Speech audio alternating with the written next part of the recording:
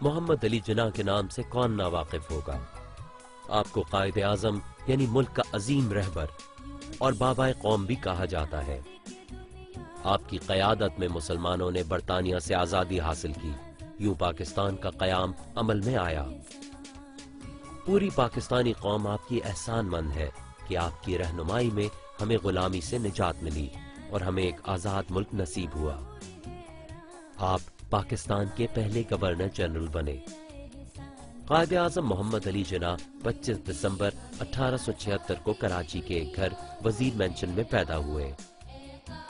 آپ کا نام محمد علی جناح تھا۔ آپ کے والد محترم کا نام جناح پونجا اور والدہ کا نام میٹھی بائی تھا۔ آپ کی 3 بہنیں اور 3 بھائی تھے۔ بہنوں کا نام مریم، فاطمہ اور شینی جناح اور بھائیوں کا نام احمد علی، بندے علی اور رحمت علی تھے۔ ہمارے قائد محمد علی جناح ان سب میں بڑے تھے۔ آپ کے والد گجرات کے ایک مالدار تاجر تھے۔ وہ قائد اعظم کی ولادت سے کچھ عرصے پہلے کاٹھیا وار سے کراچی منتقل ہو گئے تھے۔ آپ کی مادری زبان گجراتی تھی، لیکن آپ کو کچھی، سندھی، اردو اور انگریزی زبانوں پر بھی پورا عبور تھا۔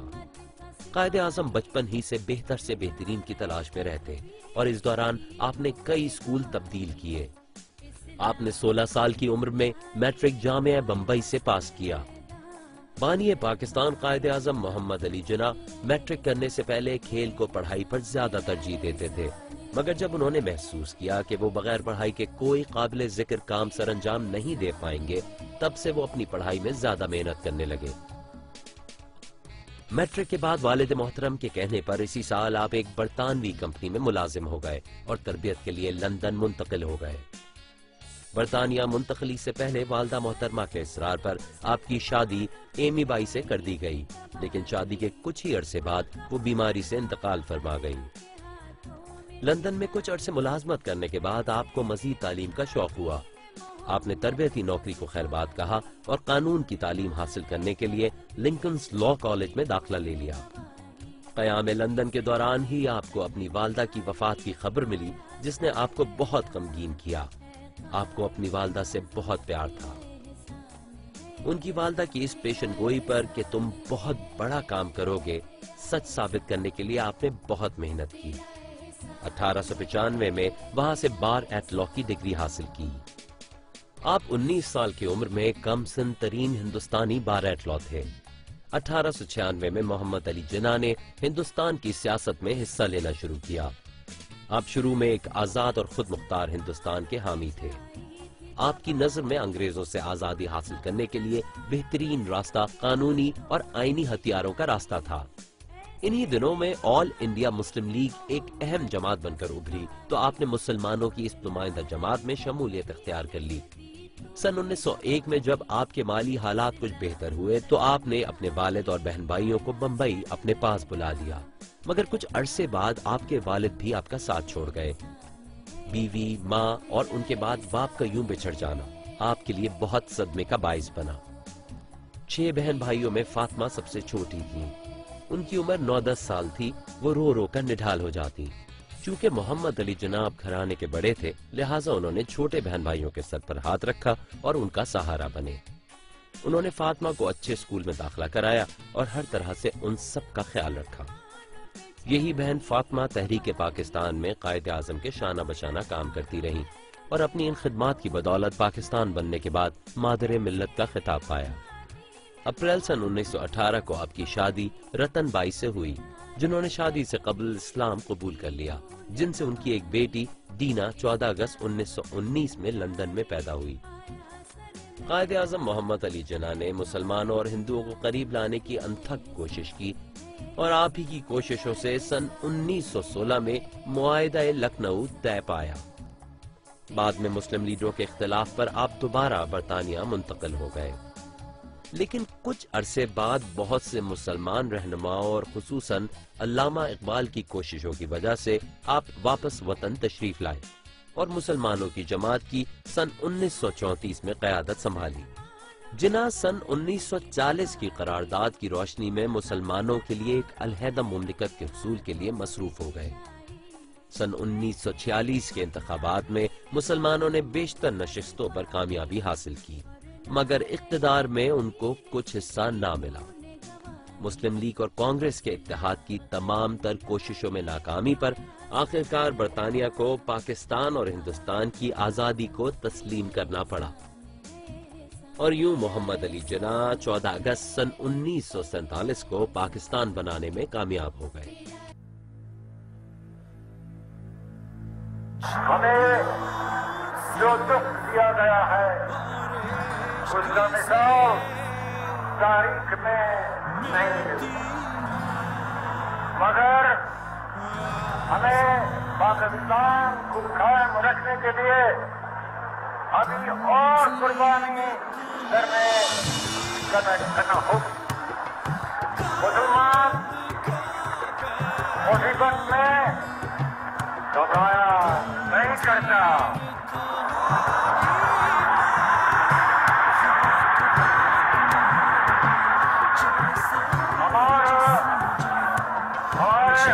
حوصلے بلند ہے۔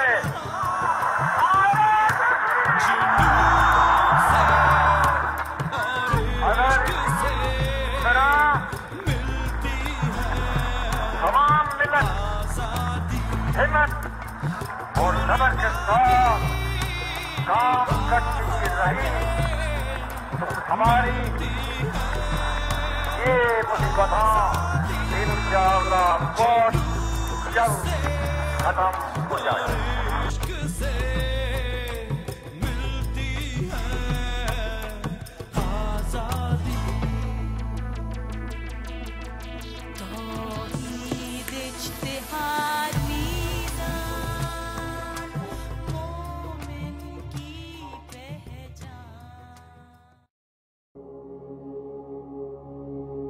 ہم پر ایک قرض ہے، آج ہم اس قرض کو ادا کرنے کے لیے یہاں پر حاضر ہوئے ہیں۔ بہت ظلم کیا 63 سال میں ہم نے اس بابائے قوم کے ساتھ، اللہ کے رسول کے سپاہی کے ساتھ، امت مسلمہ کے عظیم ترین قائد کے ساتھ، جو ٹیپو سلطان کے بعد اللہ تعالیٰ نے تحفے کے طور پر امت رسول صلی اللہ علیہ وسلم کو دیا۔ ہم 63 سال اس پر جھوٹ لگاتے آئے، ہم 63 سال اس کی بے حرمتی کرتے آئے، اس کے دین پر حملہ کیا، اس کے ایمان پر حملہ کیا، اس کے کردار پر حملہ کیا کہ وہ لادین تھا، وہ سیکولر تھا، وہ پاکستان میں سیکولر ریاست چاہتا تھا، اس کا اللہ رسول سے کوئی واسطہ نہیں تھا۔ کانگریسی مولویوں نے اس کو کافر اعظم کہا، جو لبرل سیکولر لادین مغرب کا غلام طبقہ تھا اس نے اس کو اپنے جیسا کہا۔ ہم نے تاریخ کو اس طرح مسخ کیا کہ جن بزرگوں نے پاکستان کی تعمیر کی ان کے نام ہم نے تاریخ کی کتابوں سے مٹا دیے۔ 1940 کے جلسے کے بعد اسی لاہور میں جب تکمیل پاکستان کا جلسہ کیا جاتا ہے، قائد اعظم سب سے پہلے علامہ اقبال رحمۃ اللہ علیہ کے مقام پر پہنچتے ہیں اور اپنے سیکرٹری مکتوب الحسن سید صاحب کو مخاطب کر کے کہتے ہیں کہ آج علامہ اقبال کتنے خوش ہوتے کہ میں نے وہی سب کچھ کیا ہے جس کا آپ نے مجھے حکم دیا۔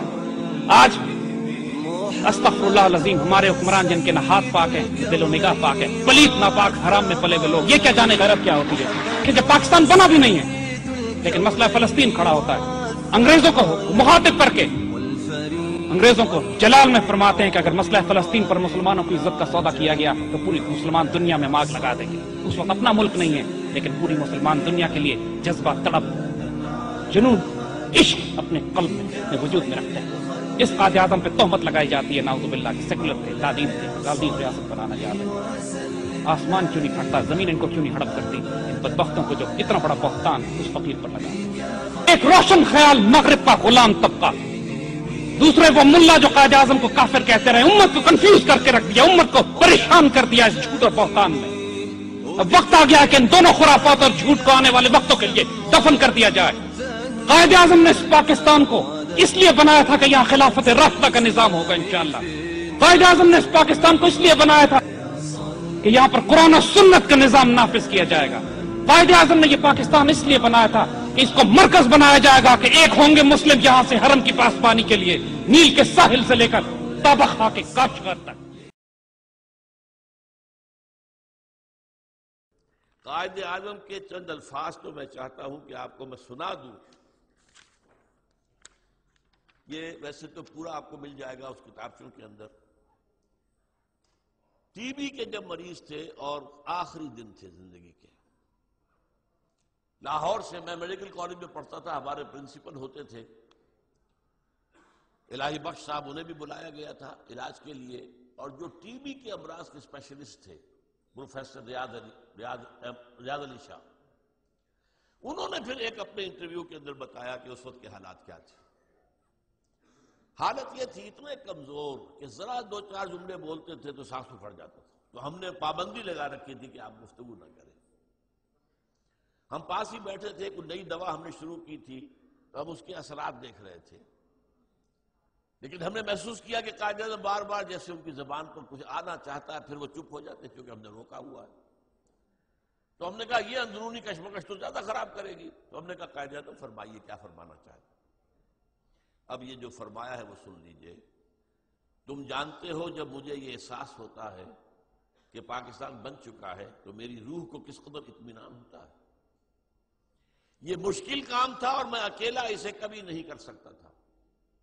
میرا ایمان ہے کہ یہ رسول خدا صلی اللہ علیہ وسلم کا روحانی فیض ہے کہ پاکستان وجود میں آیا۔ اس کے ساتھ ہی جوڑ لیجئے 27ویں شب کو نازل ہوا ہے یہ پاکستان، رمضان مبارک کی 27ویں شب لیلۃ القدر میں نازل ہونے والا۔ اب یہ پاکستانیوں کا فرض ہے کہ وہ اسے خلافت راشدہ کا نمونہ بنائیں تاکہ خدا اپنا وعدہ پورا کرے اور مسلمانوں کو پوری زمین کی بادشاہت دے۔ میں حیران ہوتا ہوں کہ قائد اعظم کے علم میں وہ احادیث تھیں جن میں حضور نے خبر دی ہے کہ قیامت سے قبل پوری دنیا میں اسلام کا نظام قائم ہوگا۔ مولانا حضرت موہانی فرماتے ہیں کہ ایک روز جناح صاحب کی کوٹھی پر صبح ہی صبح نہایت ضروری کام سے پہنچا اور ملازم سے اطلاع کرنے کو کہا۔ ملازم نے کہا کہ اس وقت ہم کو اندر جانے کی اجازت نہیں ہے، آپ تشریف رکھیے، تھوڑی دیر میں جناح صاحب خود تشریف لے آئیں گے۔ چونکہ مجھے نہایت ضروری کام تھا اور میں اسی کو جلد سے جلد جناح صاحب سے کہنا چاہتا تھا، اس لیے مجھے ملازم پر غصہ آیا اور میں خود کمرے میں چلا گیا۔ ایک کمرے سے دوسرے کمرے میں پھر تیسرے کمرے میں پہنچا تو برابر کے کمرے سے مجھے کسی کے بلک بلک کر رونے اور کچھ کہنے کی آواز آئی۔ آواز چونکہ جناح صاحب کی تھی اس لیے میں گھبرایا اور آہستہ سے پردہ اٹھایا تو کیا دیکھتا ہوں کہ وہ سجدے میں پڑے ہیں اور بہت ہی بے قراری کے ساتھ کچھ دعا مانگ رہے ہیں۔ میں دبے پاؤں وہیں سے واپس آ گیا، اور اب تو بھائی جب جاتا ہوں اور ملازم کہتا ہے کہ اندر ہیں تو میں یہی سمجھتا ہوں کہ وہ سجدے میں پڑے ہوئے دعا کر رہے ہیں۔ میرے تصور میں ہر وقت وہی تصویر اور وہی آواز رہتی ہے۔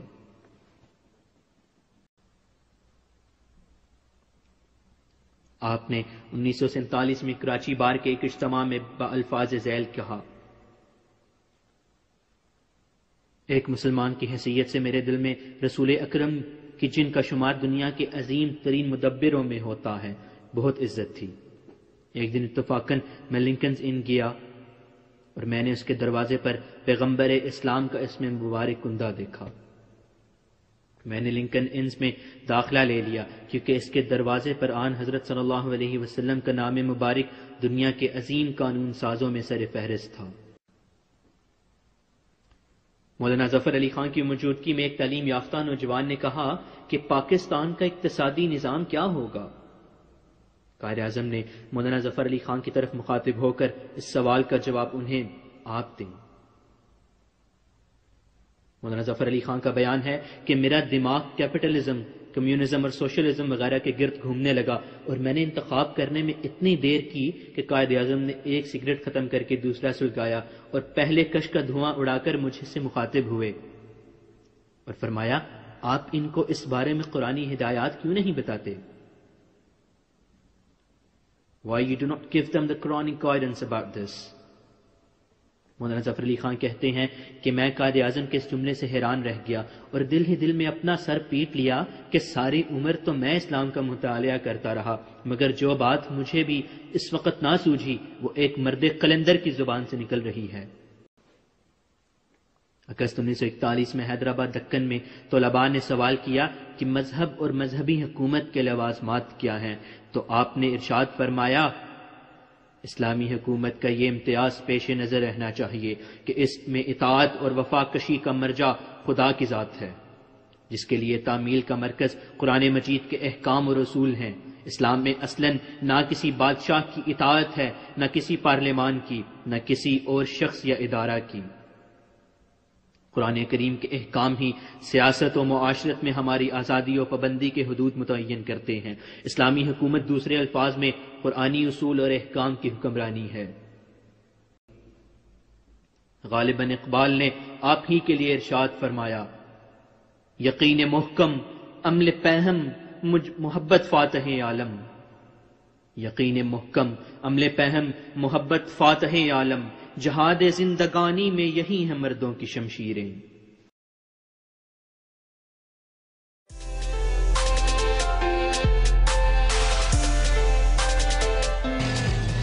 چونگا کے میدان میں انسان نے فولادی ٹینکوں کے مقابلے میں جو تاریخ لکھی وہ ہمیشہ سچے جذبوں کی فتح کا ثبوت بن کر چمکتی رہے۔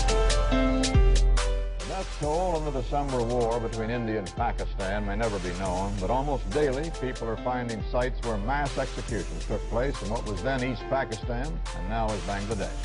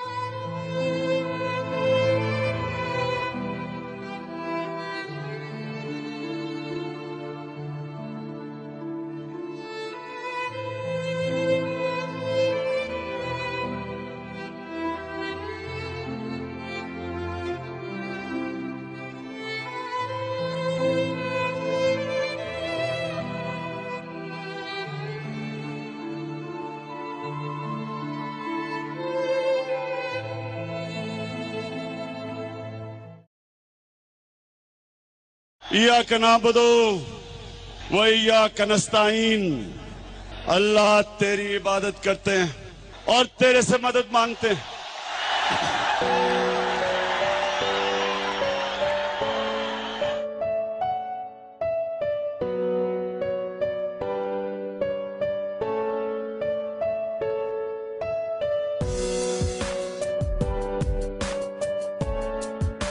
ایز اے پاکستانی یہ میرا فرض بنتا ہے کہ گنیر نہیں، اگر میں کسی پہاڑی کی چوٹی پہ بھی بیٹھا ہوتا اور آج ملک کی سالمیت کی بات ہے، میں نہیں، میرا بچہ بھی یہ آنے کو تیار ہوگا، کیونکہ جب اس پاکستان کے اوپر مصیبت آئے گی ہم نہیں اٹھیں گے، ہم پاکستانی نہیں اٹھیں گے تو کون اٹھے گا؟ بیرونی مداخلت ہے، اس کو ہم نے روکنا ہے۔ اور اللہ تعالیٰ نے یعنی مسلمانوں کا عقیدہ ہے کہ اگر آپ تلوار سے نہیں روک سکتے، آپ آواز سے روکیں، آواز سے نہیں روک سکتے تو دل میں روکیں۔ بحیثیت سکھ میں بھی یہ بات کہتا ہوں کہ اگر ہم گولی سے نہیں روک سکتے تو کم از کم ہم آواز تو اٹھا سکتے، اتنی غیرت تو پاکستانی قوم میں ہے۔ 25 دسمبر انشاءاللہ قائد اعظم کے مزار اور ہماری کوشش ہوگی کہ کراچی کے لوگوں کو اکٹھا کریں، خاص طور پر اردو اسپیکروں اور پٹھانوں کو ہم نے اکٹھا کر لیں۔ میری خواب ہے ایک نئے پاکستان کے لیے جس میں ہم عزت سے پھریں، جو ہر پاسپورٹ کی جو خوشحالی ہو، جو میں اللہ سے دعا کرتا ہوں ایک دن کے لوگ یہاں نوکریاں ڈھونڈ لیں۔ کراچی میں ہم انشاءاللہ ایک ریکارڈ قائم کریں گے اور وہاں ایک پرامن طریقے سے سب کو اکٹھا کریں گے۔ نوجوانوں، آپ اس پاکستان کو کیا پاکستان بنائیں، اس لیے ہم سب کے لیے ضروری کہ ہم سب مل کے ایک انسان کی جنگ ہے۔ اور آپ میری بہن اور بھائیوں، آپ فکر نہ کریں، مقابلہ کرنا عمران خان جانتا ہے۔